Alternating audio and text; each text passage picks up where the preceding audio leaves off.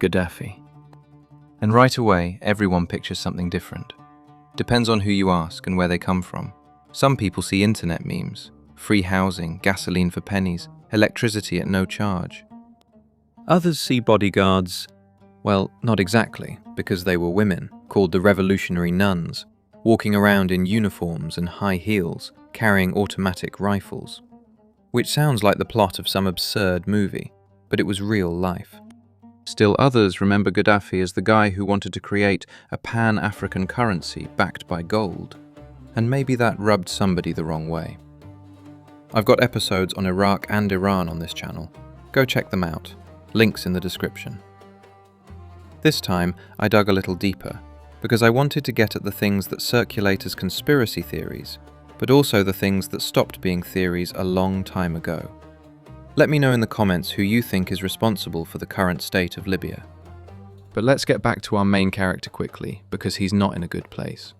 October 20th, 2011, beneath the highway out of Sirte, the last city still defending him, a man sits inside a concrete drainage pipe. Stinking, cramped sewage tunnel. Dark.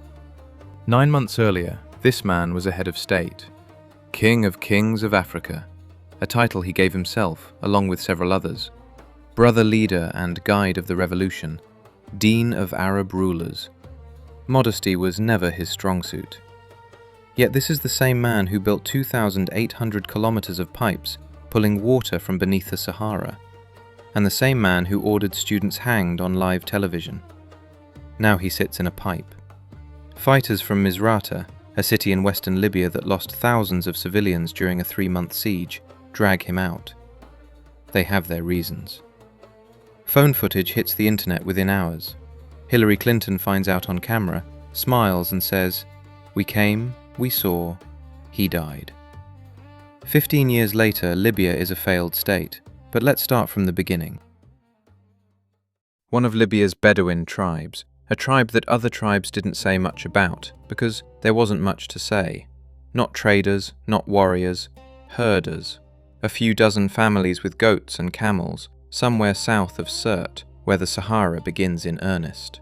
Muammar's father follows the herds. The family moves with the pastures. Children grow up under tent canvas, which in practice means no floor, no fixed address, and no school. Muammar comes into the world, and right here the problems begin, because the birth date is uncertain. A birth certificate for a nomadic child in the middle of the desert isn't a document that necessarily gets drawn up on the day of delivery. The most commonly cited year is 1942, but you can also find 1937. 5 years difference, which, in the context of the later coup, matters, because it changes the question of whether the man who seized power was in his mid-20s or his early 30s. He has 3 sisters, no brothers. He is the first in his entire family to go to school. Sabha, a small town in southern Libya, far from his parents. Gaddafi lives with relatives, poor in the kind of way that reminds you of itself every single day. Through your clothes, through your food, through the way other children look at you. His first electricity, first cinema, first library. And a radio that picks up Cairo. Nasser, president of Egypt in the 1950s. This is the moment where the whole story really begins. Because without Nasser, there is no Gaddafi. At least not the Gaddafi we know. 1956. Nasser nationalizes the Suez Canal. Britain and France lose their minds. Eisenhower tells them to calm down. And Nasser, an Arab from Cairo, in uniform, stands facing 2 European powers and does not back down. Gaddafi listens to all of this on a transistor radio. Nasser isn't a politician to him. He is proof that an Arab can say no and survive. Mahmoud Afay, an Egyptian teacher in Sabah, one of many Egyptians who taught in Libyan schools, quickly spots what's simmering inside that quiet boy from the desert. It's Afay who makes something brutal clear to Gaddafi. If you want to change anything in King Idris's Libya, you need an army. Not a party, not a manifesto, an army. Gaddafi reads Nasser's Philosophy of the Revolution, essentially a textbook on how to overthrow a monarchy, and takes the message literally. In the early 1960s, Gaddafi organizes a school protest after the collapse of the United Arab Republic. that short-lived union between Egypt and Syria that proved for Nasser's fans that Arab unity was a pipe dream. They expel him. He transfers to Misrata, then to Benghazi. Wherever he goes, he gathers people around him, talks about Nasser, about dignity, about the colonialists, about the oil sitting under the Libyan sand that ordinary Libyans never see a penny from. He isn't even 20 yet, and he already has people who listen to him, which, in those circumstances, was about as normal as a 12-year-old running a limited liability company. Meanwhile, King Idris rules Libya. Or rather, he doesn't, because Idris has no interest in ruling. He is old, sickly, and his main political achievement is staying on good terms with the people who hold real power, the Americans and the British. Wheelus Air Base outside Tripoli, 52 square kilometers complete with a beach, a multiplex cinema, a bowling alley, a hospital, and a high school for 500 students. The American ambassador calls it Little America on the sparkling shores of the Mediterranean. More than 15,000 personnel at peak capacity, the largest United States base in Africa, British bases near Tobruk. Oil discovered in 1959, and not just any oil, Libyan light crude, one of the finest grades in the world, but the money flows mainly to Western corporations. In a country where the vast majority of the population can't read and doesn't have running water. On top of that, the Shelhi brothers, a family that controls access to the king and profits from it at every conceivable level. One of their sons throws a wedding so lavish that people on the streets of Tripoli spit on the ground in disgust. Libya in the late 1960s is a monarchy where the monarch doesn't rule, the oil doesn't work for the people, and the money lands in the pockets of the court and foreign corporations. A recipe for revolution. 1963, the military academy in Benghazi.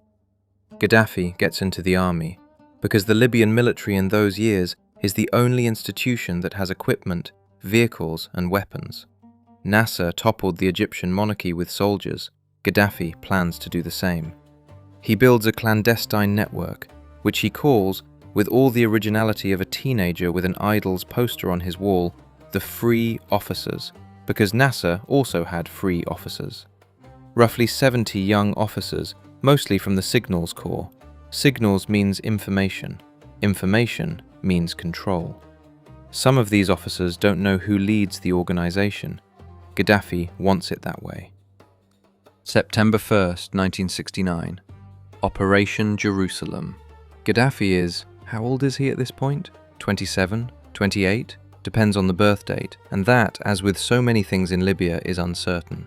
2 hours. From the first phone call to the seizure of the television station in Benghazi, 2 hours. Bloodless. 0 casualties. King Idris happens to be in Turkey getting medical treatment. His heir, Prince Hassan, wakes up in the morning and learns there is nothing left to inherit. He doesn't fight. Abdul Aziz Shali, one of the brothers, the ones behind the extravagant wedding, gets arrested during the night and reportedly shouts, "Not you, you fools! The coup isn't today!" Because the Shali brothers were planning their own coup for September 5th. Gaddafi beats them by 4 days. The West responds pragmatically. State Department documents say it plainly. The United States and Britain recognize the new government almost immediately, hoping to safeguard their military bases and fearing further destabilization. The Americans even tip Gaddafi off about one of the planned counter-coups, a clumsy attempt to win favor. It doesn't help. For 2 weeks, nobody in the world knows who runs Libya. That's deliberate. A young captain won't command respect on the international stage, so Gaddafi waits until the military stands behind him without reservation, and only then steps in front of the cameras. He promotes himself to colonel, not general, not marshal, colonel. And never, for the next 42 years, does he accept a higher rank. The first decisions come fast. Wheelus Air Base, Americans out. June 11th, 1970, 8:41 in the morning. The last C-130 leaves the base with the final commander on board. Infrastructure worth $43 million is handed over to Libya without compensation. Bases near Tobruk, British out. Nationalization of oil, alcohol banned. Every sign in English and Italian, taken down, replaced with Arabic. A man who 1 year earlier was a captain in the Signals Corps is now dictating terms to 2 world powers and nationalizing the petroleum industry. And at this point, Gaddafi could have just sat quietly on that oil, built hospitals, sent kids to school, and the story might have turned out very differently. But sitting quietly was never Gaddafi's style. He decided to write a book, by himself, a manual for running the world. In the mid-1970s, Gaddafi publishes the Green Book, 3 parts: the solution to the problem of democracy, the solution to the economic problem, the solution to the social problem. The title is a deliberate nod to Mao's Little Red Book and the Shah of Iran's White Revolution, because Gaddafi wants to be in that company, except in green, because green is the colour of Islam, and the colour of the new Libyan flag, which he has just changed to a solid rectangle of green, the only single-colour national flag in the world. Jamahiriya, and that's a word worth explaining because it matters. Gaddafi invents it himself, fusing the Arabic Jumhuriya, meaning republic, with Jamahir, meaning masses. State of the masses. Not capitalism, not communism, not democracy in the Western sense. A third thing. Gaddafi calls it the third universal theory, and is absolutely convinced he has solved humanity's political problem. How does it work in practice? People's committees. People gather, discuss, vote. Gaddafi sets up committees before he even writes down his theory. He acts first, justifies later. In 1973, he announces the People's Revolution in a speech in Zuwara, and there are already more than 2,000 committees. 2 years later, he puts it all in writing in the Green Book. Parliament is unnecessary, because Parliament is a fraud. Someone votes once every 4 years and then has no say for the next 4. Political parties are a dictatorship of the party. Real people's power means committees. Sounds lovely on paper. In practice, the people's committees rubber-stamp decisions that come down from above. Discussion is allowed. Dissent, once. After that, there are consequences. As Vandewalle, the Dutch political scientist who actually sat in Libyan archives, puts it, although Gaddafi after 1979 held no formal government position, he retained control over the government and the country. And the revolutionary committees, from 1977 onward, function as the secret police under a prettier name. But the Green Book isn't just politics. It's a bizarre, deeply personal vision of the world, one in which Gaddafi veers off in every direction at once. Spectators' sports, stupidity. That's a direct quote. Cheering at sporting events is stupidity. There's a chapter titled, "The Black Race Will Prevail in the World," in which Gaddafi claims that African populations will dominate the globe thanks to their rejection of contraception, and that hot climates make work less important to them. US Ambassador David Mack calls the whole thing a bizarre mixture with a healthy dose of xenophobia. Required reading in schools, Green Book exams at universities, 3 million people for 30 years.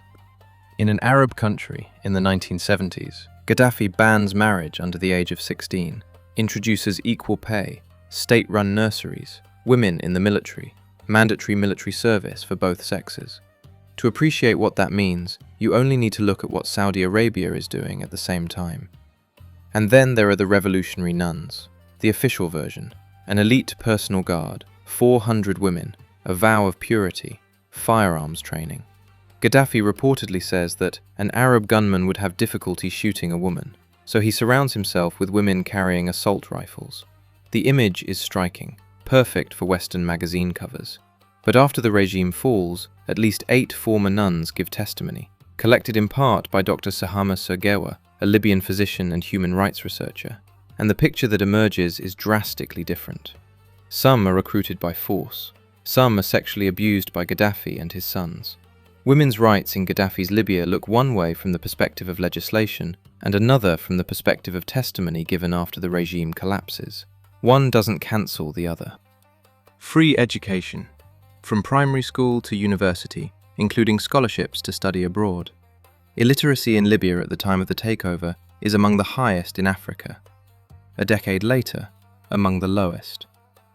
Healthcare, 50% more hospitals within 10 years, the number of doctors rising from 700 to more than 3,000. Malaria eradicated.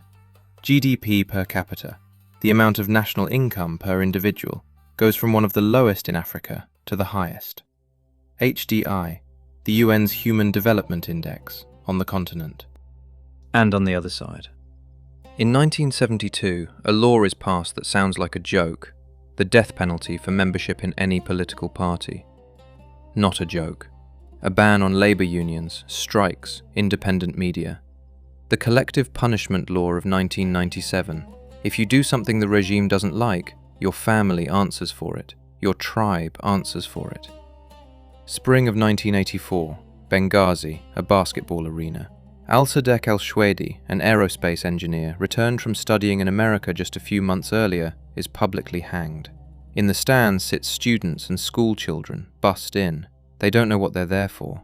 The execution is broadcast live on state television. And while the hanged man is still choking, a young woman leaps from the crowd, grabs his legs, and pulls downward to speed up the strangulation. Her name is Huda Ben Amer. Gaddafi watches the broadcast. He notices her. He promotes her. Ben Amer goes on to have a career, twice the mayor of Benghazi, one of the wealthiest women in Libya. Her nickname? Huda the Executioner. Libyans watch that execution during their Ramadan evening meal. Children are ordered to look. Abu Salim, political prison in Tripoli. In Libya there is a saying, whoever enters Abu Salim is considered dead, whoever comes out is born again. June 29, 1996. Prisoners from Block 4 seize a guard. Hundreds break out of their cell blocks. The head of intelligence, Abdullah al-Sanusi, Gaddafi's brother-in-law, is sent to negotiate. 5 prisoner representatives demand trials, better food, medical care. Sanusi promises everything, except the trials. The next morning at dawn, guards march the prisoners into the outer courtyard. Floodlights go on, the doors behind them close, and fire opens from the rooftops. The prison cook counts the dead in his own way. Before the massacre, he cooks for 1,700. After, for 500. Human Rights Watch estimates 1,270 victims. Bodies are carted away in wheelbarrows, dumped in trenches and covered with cement. Hisham Matar, a Libyan writer who lost his father in Abu Salim, writes in his memoir that the bones are ground up and thrown into the sea. And the families? The families keep bringing packages to the prison for years. Food, clothing, letters. They don't know that their loved ones are dead. The government only starts informing families of the deaths 5 years later. 5 years of bringing parcels to an empty cell. Free education paid for with silence, or with your life. There's a set of images that circulates online, usually on a green flag background, or over a photo of Gaddafi in sunglasses, listing the blessings of the Libyan regime. Free electricity, $50,000 for newlyweds, gasoline for 14 cents a litre, interest-free loans, less poverty than the Netherlands, shared without comment, without sources, without dates, because why bother when it fits the narrative? So let's check. Free electricity. Half-truth. Energy bills in Libya are very low, subsidized by the state with oil revenue. But free is not the same as very cheap. Oil generates income. The government channels some of it into subsidies. Libyans pay a fraction of the real cost. $50,000 for newlyweds. That number shows up everywhere, but almost never with context. First, currency. Gaddafi operates in Libyan dinars, not dollars. Exchange rates fluctuate wildly depending on the year and on sanctions. Second, not every couple receives cash in hand. The system relies on state loans for housing, with eligibility criteria. Does Gaddafi help young couples? Yes, on a large scale. Does he give everyone $50,000? That's a significant oversimplification. Gasoline for 14 cents a litre. This one is close to true, but there's no magic in it. There's oil. A petrostate subsidizing fuel is roughly the same as Iceland bragging about cheap geothermal heating. Interest-free loans. The banking system is state-owned. Gaddafi rejects interest as exploitation, consistent with the prohibition of usury under Sharia law, formally interest-free. In practice, access depends on connections, on your attitude toward the regime, on whether you keep your mouth shut. Less poverty than the Netherlands. False. The UNDP report from 2010, Libya ranks 53rd, the Netherlands 7th. Per capita income, Libya at 30,000, the Netherlands at 47,000. Libya has the highest HDI in Africa, that's true. Higher than the Netherlands? No. So much for the memes. Now for what the memes leave out. Wealthier Libyans fly to Tunisia for medical care anyway. Unemployment is estimated at 30%. The entire south of the country runs on foreign labour. and Gaddafi's sons live like Western billionaires. Let's start with Saif al-Islam, the second son. A doctorate from the London School of Economics. Sounds impressive, right? An independent LSE investigation finds that more than 5,000 words of his dissertation are plagiarized. Saif's tutor, John Christensen, later says, he didn't have the intellectual depth to study at this level. The Gaddafi Foundation donates £300,000. The consulting firm Monitor Group, $3 million a year from the regime, likely co-writes portions of the thesis. The director of LSE resigns. And here I have to say, when I was reading about this doctorate, I thought about all the similar stories from around the world. Bought diplomas, ghostwriters, universities that look the other way when money arrives from powerful regimes. This isn't a Libyan invention. It's a global industry, just with Libyan flair. Hannibal, fourth son, security advisor. July 2008, Hotel President Wilson in Geneva. Hannibal and his pregnant wife are arrested for beating 2 hotel servants. Gaddafi retaliates by shutting down Nestlé and ABB subsidiaries in Libya. He arrests 2 Swiss businessmen as hostages. He withdraws $5 billion from Swiss banks. And at a G8 summit, he publicly calls for Switzerland to be dissolved and divided among France, Germany, and Italy. 6 months later, a call for jihad against Switzerland. Jihad against Switzerland over a domestic violence arrest at a hotel. It's a bit like Erdogan threatening war on Luxembourg over a parking ticket, except Gaddafi is dead serious. Mutasim, fifth son, also a security advisor, sends soldiers to seize a Coca-Cola bottling plant in Tripoli from his own brother. An American businessman tells diplomats a line that ends up in the WikiLeaks cables. You know the movie The Godfather? We've been living in it for months. Beyond the 6 million Libyan citizens, the country is home to millions of people nobody counts. Egyptians, Chadians, Nigerians, cheap labor, zero rights, systemic racism against black Africans. A paradise, sure, but not for everyone.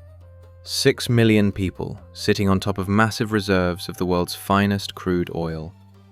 You don't have to be a genius to fund a welfare state out of that. The question was never, was it good? The question is how much of that money went to the people, and how much went to the ego of one man and the entertainment budget of his sons. 2 versions of Gaddafi float around the internet, savior or monster. Both are comfortable, both let you stop thinking. And Gaddafi has no intention of being a local hero. He decides to go global. Gaddafi and international relations is a sine wave that nobody controls, including Gaddafi himself. Let's start with the money. Gaddafi funds, and this list is so long that I lose track of it myself, the IRA in Ireland, the Red Brigades in Italy, ETA in Spain, the PLO, Arafat's Palestine Liberation Organization, Mandela's ANC in South Africa, Filipino separatists, the Black Panthers in America, the Sandinistas in Nicaragua, and in 1982 he ships $100 million worth of arms to Argentina during the Falklands War. Stephen Ellis calls the Libyan training camps outside Benghazi the Harvard and Yale of a whole generation of African revolutionaries. Plus another dozen organizations we could talk about for hours. Gaddafi doesn't distinguish between ideologies. He distinguishes one thing: whether someone is fighting imperialism. If so, they get a check. The IRA. More than 150 tons of weapons in several shipments over 25 years.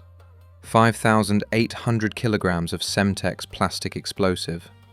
That same Semtex later makes the bombs at Enniskillen, the Remembrance Day attack in Northern Ireland, at the Baltic Exchange in London, in Warrington, where Tim Parry and Jonathan Ball die. $12.5 million in cash. In 1976, Gaddafi says it publicly. The bombs shaking Britain and breaking its spirit are the bombs of the Libyan people. In November 1987, French customs intercepts a vessel in the Bay of Biscay, off the western coast of France, the MV Exund. On board, 120 tons of weapons, RPG launchers, anti-aircraft missiles, mortars, 1 million rounds of ammunition. The ship is sailing straight from Tripoli to Ireland. Munich.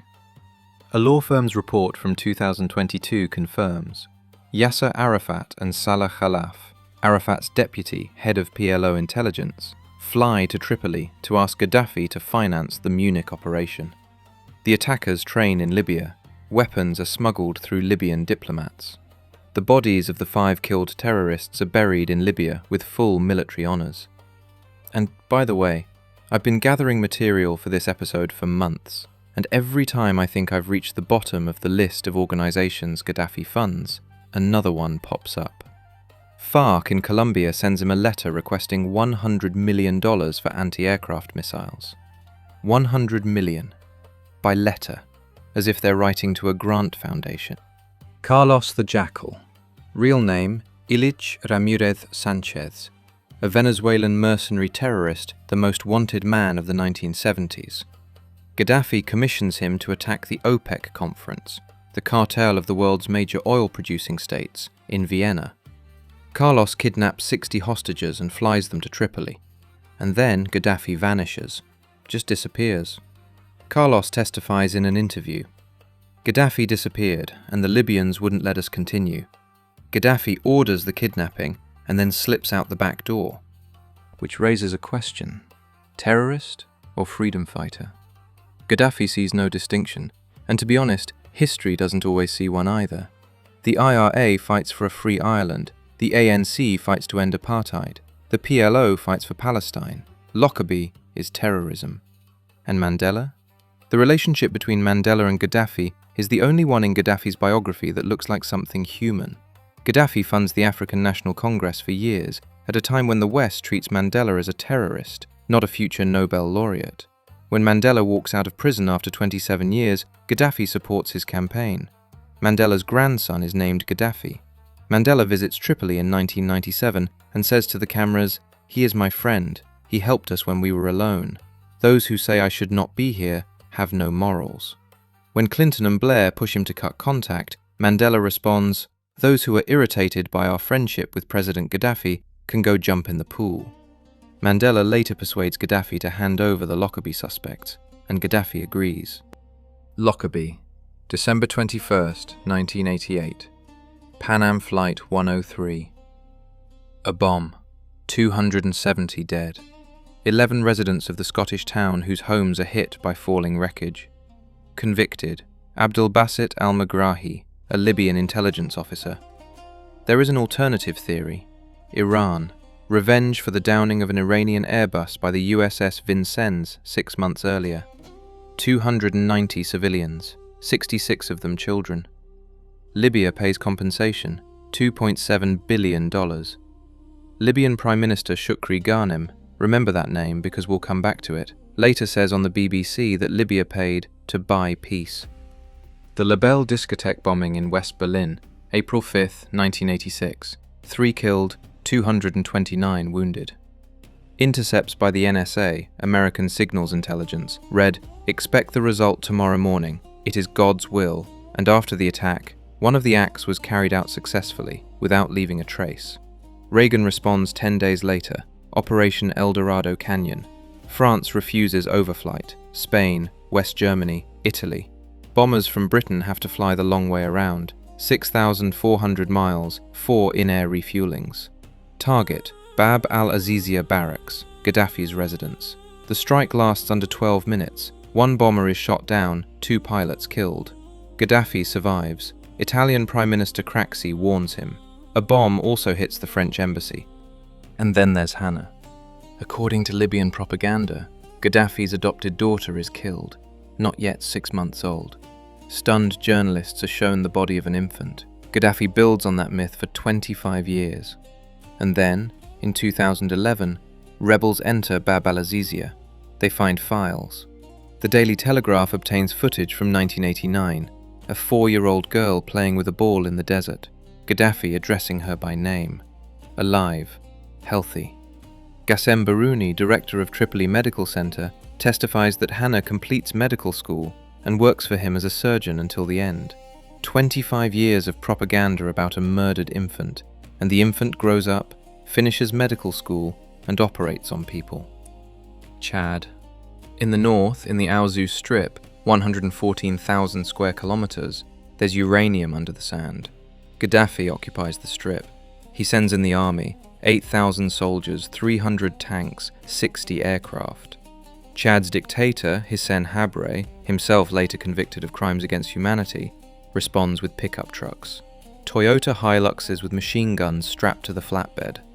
Chad's chief of staff tells a reporter, "We know it's better to have a good Toyota than a T-55. Libya loses thousands of soldiers. Historians call it the Toyota War. As for the Union attempts, Gaddafi proposes merging with Egypt, Syria, Morocco, Tunisia. Nobody wants in.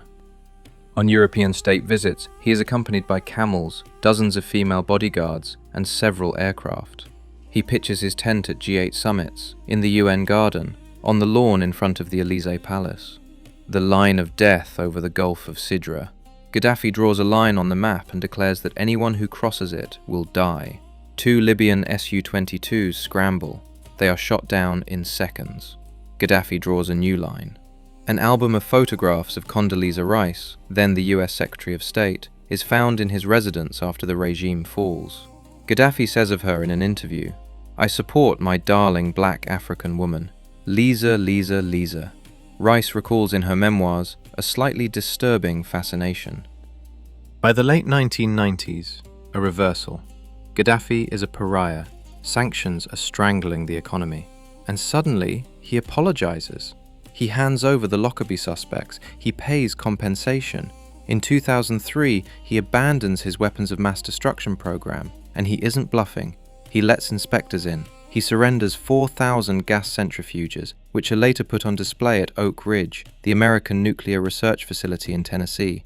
Stephen Cappies, the CIA's Deputy Director of Operations, and Sir Mark Allen, head of MI6 counterterrorism, fly to Tripoli at night, sit through Gaddafi's tirades, sign documents. Bush shakes his hand. Blair travels to the tent outside Tripoli, the deal in the desert. That same week, BP signs contracts worth $900 million. But 2 weeks earlier, British and American intelligence agencies abduct Abdel Hakim Belhaj, the former leader of the Libyan Islamic Fighting Group, an organization designated as terrorist and linked to Al-Qaeda, together with his pregnant wife in Bangkok. And they hand them over to Gaddafi. Seizing a man and surrendering him to a dictator is illegal, regardless of who that man is. But in the post-September 11th climate, the West is grabbing anyone suspected of ties to jihad and not asking what comes next. Allen from British intelligence later sends a fax to the head of Libyan intelligence, Musa Kusa. This was the least we could do to demonstrate the extraordinary relationship we have built. 2 weeks. The abduction of a pregnant woman and her husband.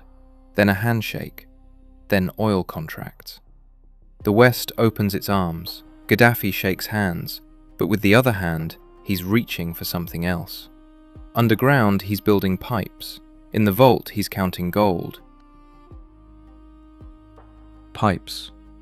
Just pipes. But pipes big enough to drive an SUV through. In the 1950s, geologists are searching for oil, drilling under the Sahara sample after sample.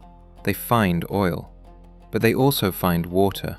The Nubian Sandstone Aquifer System, the largest underground reservoir of fresh water in the world.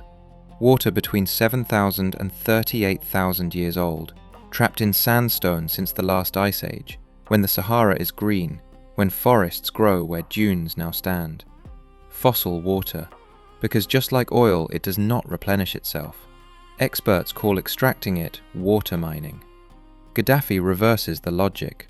Instead of moving people to water, he moves water to people. 1983. Construction begins. The Great Man-Made River. Pipes 4 meters in diameter, each section 7 meters long, manufactured in 2 factories built on site. More than 1,300 wells, most of them drilled to depths of over 500 meters. 2,820 kilometers of pipeline. 6.5 million cubic meters of water per day, 5 million tons of cement, enough raw material for 20 Great Pyramids at Giza, enough steel wire to wrap around the Earth 280 times. Cost, $25 billion. No loans, 0 World Bank, 0 International Monetary Fund. From Libya's own treasury, in full. No other country in Africa has ever independently financed a project of this scale. 70% of Libyans depend on that water. 70%. Cliff Voss, a hydrogeologist with the United States Geological Survey, sees it differently. The great man-made river may not survive the 21st century at current extraction rates. July 22, 2011. In the middle of the Civil War, bombers strike the pipe factory in Brega, one of the two factories producing sections for the great man-made river. NATO's justification? Military materiel on the premises. The evidence? 2 photographs of a BM-21 rocket launcher, a Soviet multiple launch system, on factory grounds. For the record, a full-scale war is underway, the area is an active combat zone, and the regime has documented instances of using civilian infrastructure. But 2 photographs as justification for destroying a factory that produces pipes, delivering water to 70% of the population, that's a sense of proportion worth pausing over. A Human Rights Watch team later enters the ruins. They search for anything military. In one case, the only trace left in the wreckage is a military shirt and a winter coat. The current state of affairs. More than 100 wells dismantled. The system is falling apart. The factory is gone. In 2020, an armed group seizes a control station and cuts off water to 2 million residents of Tripoli. In 2023, a pipeline near Ajdabia, a city in eastern Libya, suffers a structural collapse. Power outages prevent pumping stations from operating. Phase 5 of the project has been officially approved. $7 billion in a Libya with no government, no constitution. Gaddafi built something that could have transformed this country for generations, and he had one more plan. 143 tons of gold in the vault, and an idea that gives people in Paris and Washington goosebumps. This chapter is built in layers, from rumour to document to court verdict. After decades of failed attempts to unify the Arab world, Gaddafi shifts direction. He turns to Africa. In 2009, he becomes chairman of the African Union and starts talking about a pan-African currency backed by gold. The gold dinar. The idea: African countries sell oil for dinars, not dollars, an end to the CFA franc, the currency through which 14 countries in West and Central Africa remain dependent on Paris to this day. Gaddafi holds 143 tons of gold in his vaults, and a comparable amount of silver, total value exceeding $7 billion. AfricaCheck investigates. The plan is unconfirmed. Hard documents showing specific states ready to sign on don't exist. Honestly, I don't know how far along it really is. Maybe in the early stages, maybe nowhere. Layer 1. An email. A declassified message from Sidney Blumenthal to Hillary Clinton, dated April 2, 2011. Blumenthal lists 5 reasons for Sarkozy's intervention: oil, influence, elections, a show of force, and blocking the gold dinar. The problem: Blumenthal is neither a diplomat nor an intelligence analyst. He's a political advisor gathering information second-hand, maybe third-hand. Patrick Haimzadeh, a former French diplomat in Libya, considers the content of these emails unreliable. Clinton forwards them anyway with the note, "What do you think about this?" Layer 2. Cables. WikiLeaks, August 2009. Senators McCain, Lieberman and Graham sit down with Gaddafi. Lieberman says, "Libya is an important ally in the war on terror." 2 years later, McCain calls Gaddafi one of the bloodiest dictators on earth. Same mouth. Moussa Koussa, Libya's intelligence chief, regularly shares information with the CIA. When the intervention starts, he climbs into a jet and flies to England. The cables mention resource nationalism as a concern. There is a paradox in this, though. The Western oil companies returning to Libya after 2003 have interests better protected by a stable regime than by chaos. The intervention reduces Western access to Libyan oil for a decade. Layer 3. The verdict. September 2025. A Parisian court convicts Sarkozy of criminal conspiracy, participation in a group that sought to obtain Libyan campaign financing. The court acquits him of the financing charge itself, unable to confirm the money reached his campaign. But the conspiracy is enough. The first former president of France sentenced to prison. The timeline. 2006. A note referencing 50 million euros. The following year, Sarkozy wins the election. He invites Gaddafi to the Elysée. 4 years later, he sends fighter jets over Tripoli. Ziad Taqiyuddin, a Lebanese-French arms dealer, testifies that he delivers 5 million euros in cash. He later retracts, flees to Lebanon, dies 2 days before the verdict is announced. Bashir Saleh, Gaddafi's treasurer, on the cash investigation program on France 2. Yes, it's true, Gaddafi had a special budget for people he wanted to support. 350 million euros in total, sentenced to 5 years. And Shukri Ghanem, remember him? The Prime Minister who talks about buying peace. After defecting in 2011, he settles in Vienna. A year later, April 29th, his body is pulled from the Danube. Sunday morning, no signs of violence. Autopsy, drowning. His notebooks contain records of transfers to Sarkozy. The police close the case. Honestly, I don't know what happens over the Danube that night. Nobody does. But it's the kind of coincidence that makes you stop. Jean-François Lhuillier, former head of French foreign intelligence in Tripoli, writes a book. The intervention, he says, is completely immoral and a catastrophic mistake. Does Gaddafi die for the gold dinar? No. The world doesn't operate like a single headline. But are oil, gold, and campaign money part of the backdrop? For that we have documents, cables, a treasurer speaking on television, a body in the Danube with a notebook full of figures, and a final court verdict. Meanwhile, in Tunisia, a fruit vendor sets himself on fire in the street. He is 26 years old, and he has had enough. December 17th, 2010, Sidi Bouzid, a small town in central Tunisia. Mohamed Bouazizi sets himself on fire in front of the governor's office. A policewoman confiscates his cart, slaps him across the face. Bouazizi tries to file a complaint. They won't let him in. He comes back with gasoline. A month later, he dies. But in that month, he manages to set the entire region ablaze. Ben Ali, a president who has outstayed his welcome, flees to Saudi Arabia. Gaddafi comments, "Ben Ali was good. What are you people doing?" Next comes Egypt. Tahrir Square. 18 days.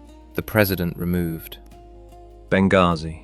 February 15th, 2011. Fathi Terbil is arrested, a lawyer who has spent years representing the families of Abu Salem victims. Terbil himself lost a brother, a cousin, and a brother-in-law. When they arrest him, the families take to the streets. Gaddafi sends his intelligence chief to Benghazi, Sanusi, the same Sanusi who negotiates with the prisoners the night before the massacre. He sends the man these people blame for the deaths of their loved ones to calm them down. 2 days later, protests sweep the entire country.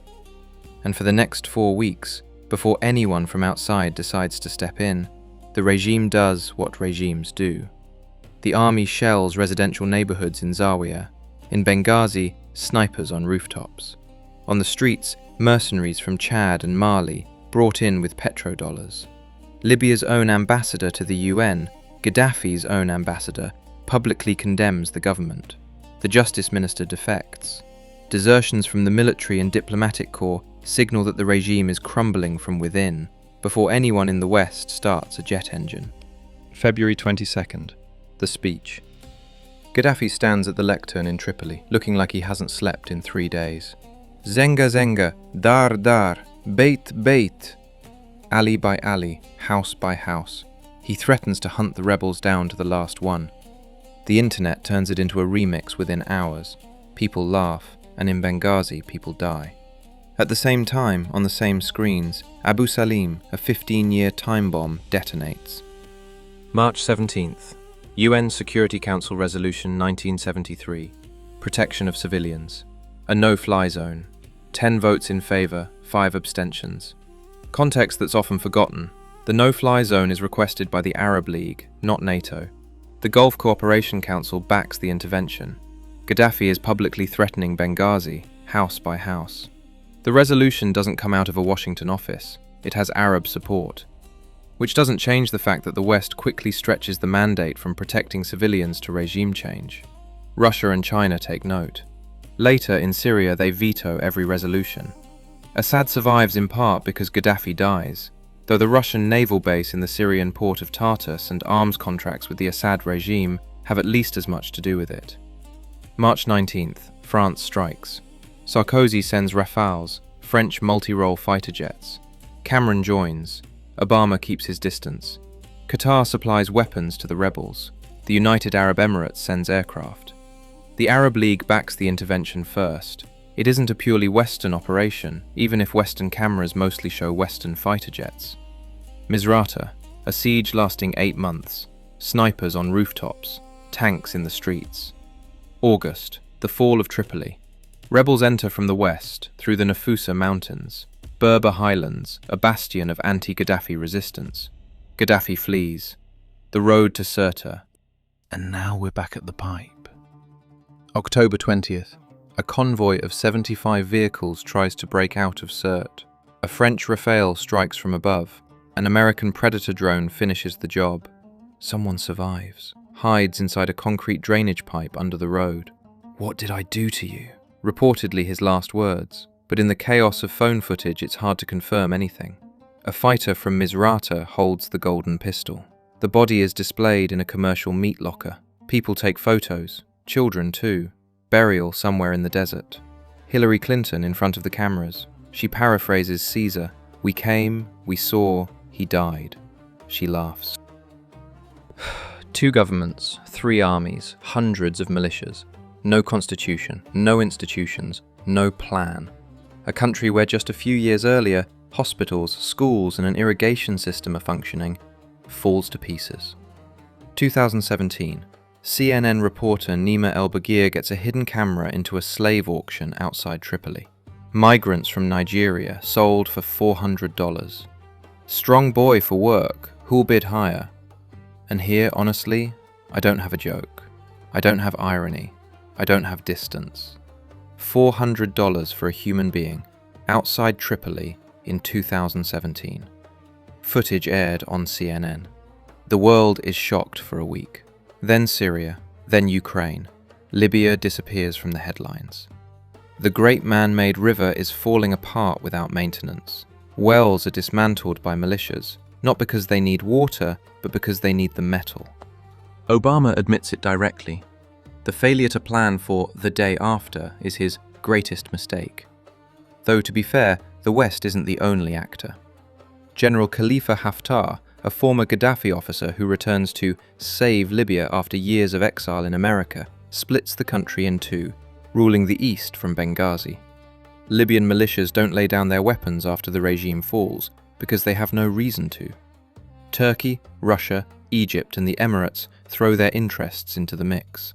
Attempts at institution building, the UN mission, the constitutional process, do exist, but they get blocked by Libyan factions, not by Washington. This isn't a story with one villain. There are many. Responsibility stretches across 3 continents. Saif al-Islam, the son with the bought doctorate from the London School of Economics, tries to run for president. Disqualified. On February 3, 2026, 4 gunmen shoot him dead in his compound in Zintan, a town in the Nafusa Mountains traditionally hostile to the Gaddafis. Sources conflict. The case remains unsolved. Someone once says a line that stays in your head.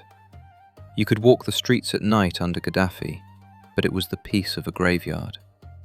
People miss Gaddafi, not because he is good, he isn't, but because what comes after him is worse. And that's probably the saddest sentence you can say about any country. That dictatorship was better than what we have now. Not because dictatorship is good, but because now is such that even dictatorship looks bearable by comparison. Beneath the Sahara, the water is still there. It outlasts the Romans, outlasts the Italians, outlasts Gaddafi. Someone builds pipes to pull it out. The pipes are cracking, and honestly, I don't think anyone is going to fix them. Not in this generation. Maybe not in the next. But what do I know? The only thing I know is that this is the end of this one. A little different from usual, because there's a whole world out there with stories like this. I recommend the episodes on Iraq and Iran again, links in the description, where I tried to tell you what life was like in those countries and what led to their collapse. If you enjoyed it, great. If not, thank you for listening to the end anyway. Write in the comments who you think is to blame for Libya's collapse, and whether it would be better the way it was. Until next time.